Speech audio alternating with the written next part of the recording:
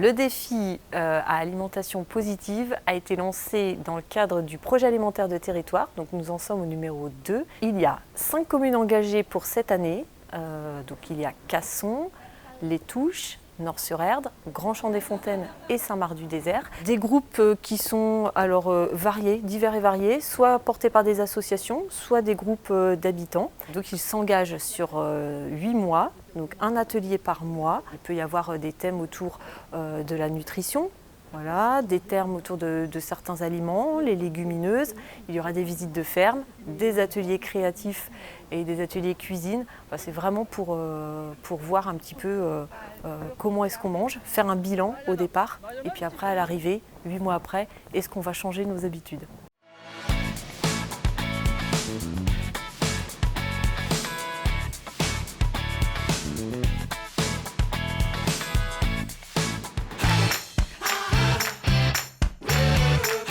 On a choisi en famille de participer à ce défi pour prendre conscience, nous et avec les enfants, de l'origine des produits, de ce qu'on mange. C'est aussi un peu pour l'écologie, etc.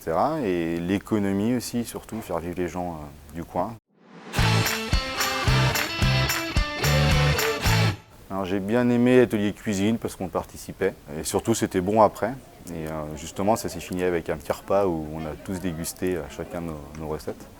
On était tous autour et c'était un bon moment agréable.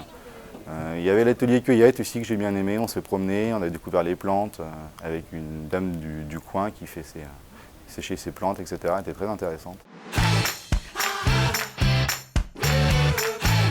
La philosophie générale de ce défi, c'est surtout et avant tout de bien connaître les producteurs locaux et toute la production qui peut se faire à la porte de chez nous, manger sain, de qualité, surtout de saison. Je pense que c'est primordial.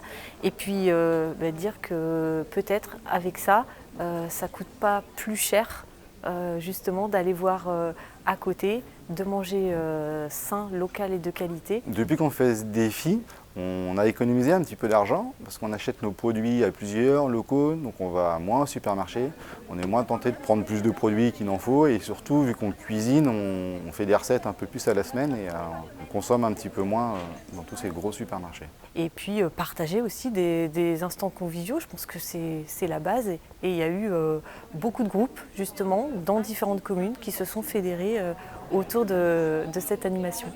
Tous les ateliers qu'on a faits sont avec des gens du village, de nos âges, qui sont de l'école, avec des enfants. On a fait les ateliers ensemble et on les connaissait, mais là on se connaît un peu plus. Et c'est intéressant de créer du lien social aussi autour de tout ça. Ce défi nous a fait changer les méthodes de consommer. On cuisine plus quand même, on prend vraiment de la base à faire des pâtes, des farines, la pâte à quiche, des choses comme ça. Ce qui a changé les enfants aussi, quand même, ils posent des questions. Et ça, c'est quelle saison, ça vient d'où Si justement ça prend, c'est qu'il y a une demande, ça répond à un besoin, donc on adaptera. Mais le but, c'est que les 12 communes, à l'issue des 3 ans du projet alimentaire de territoire, aient au moins participé une fois.